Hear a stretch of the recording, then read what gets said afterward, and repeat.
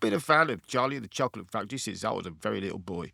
My parents and brother have repeatedly reminded me as an adult about how many times I made them all listen to the audiobook whenever we drove to France for our holidays. It got to the point where everybody in the car knew all the words by heart. Charlie and the Chocolate Factory is, for me, one of the most, if not the most, magical books ever written, and I include Harry Potter in that. That might seem a little odd considering that Harry Potter is entirely about magic and wizards, but that's the point. To go to Hogwarts, you had to be a wizard, and that was something in your bloodline. It was, by its very nature, exclusionary, even elitist. Charlie and the Chocolate Factory, on the other hand, was open to anybody in the world, and is a fantastic retelling of the story of a kind-hearted, humble, working-class boy down on his luck, getting a break and coming good, precisely because he is a kind-hearted, humble boy. Although I don't want to even think about the probability that all 5 tickets would be discovered by children. In fact, Matt Pat of Film Theory has discussed that in great detail and makes a very good case that the whole competition was in actual fact rigged. The moment where Charlie finds somebody in the street and decides to go into the chocolate shop to buy a Wonka bar, the off chance that maybe, just maybe, this might be his moment. And as he tears back the wrapper and the golden ticket is revealed, for me, is one of the most magical pieces of literature ever devised. So much so that the very phrase, to find the golden ticket, actually entered the English-speaking world's language to be a very fortuitous and amazing event. And that moment never fails to bring a tear to my eye. Of course, that was all back in the days, when the Binmen were rock stars.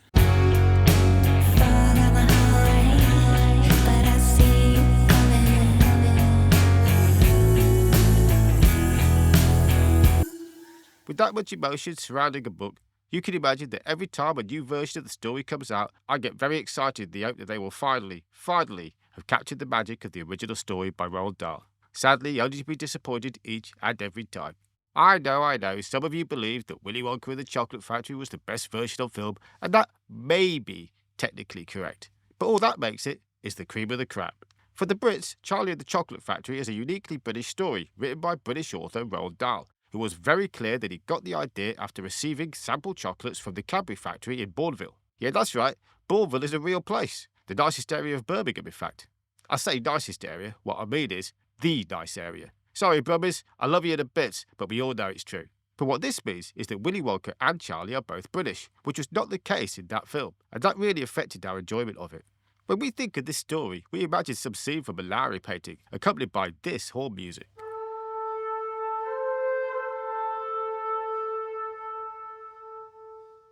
Which brings me nicely to the second attempt. Now, this movie was directed by Tim Burton and had a mostly British cast, with the notable exception being Johnny Depp, although to his credit, he did attempt to affect a British accent.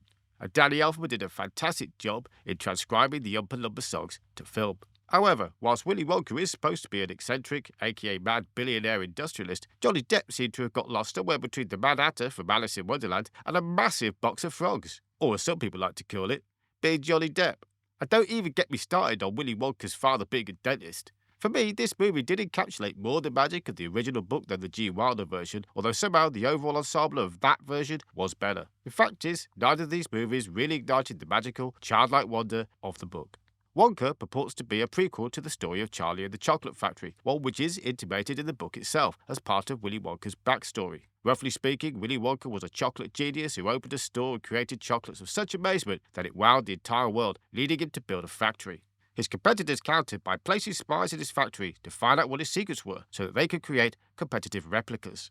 This caused Willy Wonka to become disenfranchised with the world, and one day he shut his factory down and disappeared. A few years later, the factory started up again, the lights came on and the chimneys smoked. Everybody rushed to the gates in the hopes of finding out what was going on and maybe getting their jobs back in the factory. But the gates were locked and there was no sign of Willy Wonka.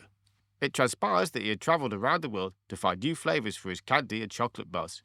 At one point, he arrived in a far-off land known as Lumperland, where he met a tribe called the Oompa Loompas. Lumperland was a very dangerous place full of dangerous animals and plants, all seemingly have incredibly silly and possibly slightly lewd names. Wonka tells the first part of this prequel story, whereupon Wonka dreams of setting up a store in a new town which seems to be a strange mix of the Trocadero in Paris and a quaint English village in the early 1900s, replete with trickster washhouse/slavery emporium which Wonka becomes acquainted with when he can't pay his rent.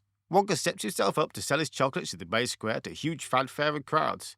At this point, we are introduced to the chocolate cartel, Slugworth, Podnose and Fickelgruber, who are cartoonishly evil British capitalist villains who make it clear that they are not going to take competition from this newcomer lightly. It turns out that they, in classic villain style, owned the entire town, including the chief of police, played by Key from Key and Peele fame, who they pay off, naturally, in chocolate. I was quite pleased to see Patterson Joseph playing Slugworth, partly because he has played perfectly British capitalist villains ever since I first saw him in Peep Show way back when, and partly because I thought it was quite brave of Hollywood to make a movie where one of the villains is a black guy, and if not brave of them, certainly out of character. Willy Wonka enlists the help of his fellow washhouse workmates to help him escape and sell his chocolates all over town, whilst evading the law and indeed the cartel. His magical chocolates quickly become a huge hit, and it's not long before he opens his first store, and that's when things really start to take off. One thing to mention, this is a musical, in case you didn't already know. And whilst that is in line with previous incarnations of the movie and the book, which obviously had the Oompa Loompa songs, I'm not sure how much commercial sense it makes. Because certainly as a kid, I hated musicals. I just kept waiting for the songs to end so we could get on with the action. And that might deter some kids, and indeed some parents from taking their kids to watch Wonka, which would be a shame. Especially since, as an adult, I've come to realise that music has an ability to uplift our souls in a way that other art cannot, and, in some rare cases, even set it alight. Now, the music and the singing are good. Certainly there's nothing grating like there was in The Little Mermaid, and there were one or two songs which I found did raise my soul and even brought a tear to my eye. But there are some verses and even old songs where I don't think they got it exactly right, and they fell flat as a result. I suppose with any Wonka movie, because of my childhood, I'm hoping that it will blow me away and be complete magic all the way through, and that probably is too much to ask. There is some reminiscence over Willy Wonka and the Chocolate Factory here, both in the songs, particularly with a small remake of Pure Imagination, and in the set design. For example, the movie does a good job of juxtaposing the colourless beige of reality next to the colourful magic of Wonka's chocolates, and is even more vibrant and musical imagination. Furthermore, with the likes of Timothy Chalamet, Olivia Colman, Jim Parker, Tom Davies, Sally Hawkins, Rowan Atkinson, as mentioned Patterson Joseph, and of course the Oompa Loompa Hugh Grant involved, it can be said that there are some great actors in this movie, and they produced excellent performances all round. The movie was definitely overacted by all, but this was deliberately done in all the right ways, producing a classic, British, tongue-in-cheek, hyper-realistic children's movie, which I felt encapsulated Roald Dahl's original intent well, although not completely. I did have a couple of gripes. Firstly, there is a small part of Willy Wonka's childhood depicted, whereupon it transpires that his mother and indeed Willy Wonka both have Irish accents. And that's a problem, because as previously mentioned, Roald Dahl was very specific on multiple occasions that Willy Wonka is an eccentric, i.e. mad, British billionaire. And because it seems that Hollywood doesn't know Ireland and Britain are not the same country. Certainly the Irish will find the implication that this movie makes more than just a little bit annoying. If you don't understand this, let me help you.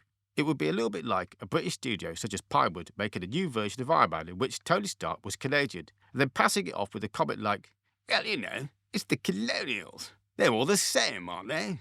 And that's to say nothing of the fact that they both live on a narrowboat, which again engenders a completely unnecessary Irish traveller stereotype. Secondly, Willy Wonka's father was nowhere to be found.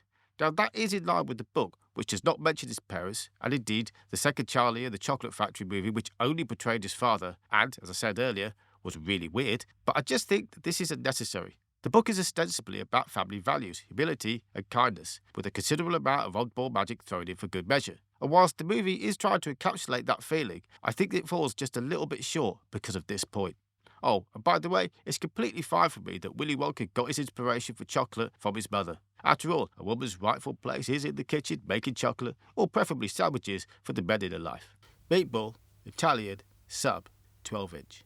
Now, I hope this movie does well enough that they will consider using the same crew to make the second part of this prequel, in which we see Willy Wonka open his factory, become super famous, only to suffer the downfall of his creations at the hands of the chocolate cartel's industrial espionage. And all being well, I hope that they go on to use this same crew again to recreate Charlie and the Chocolate Factory.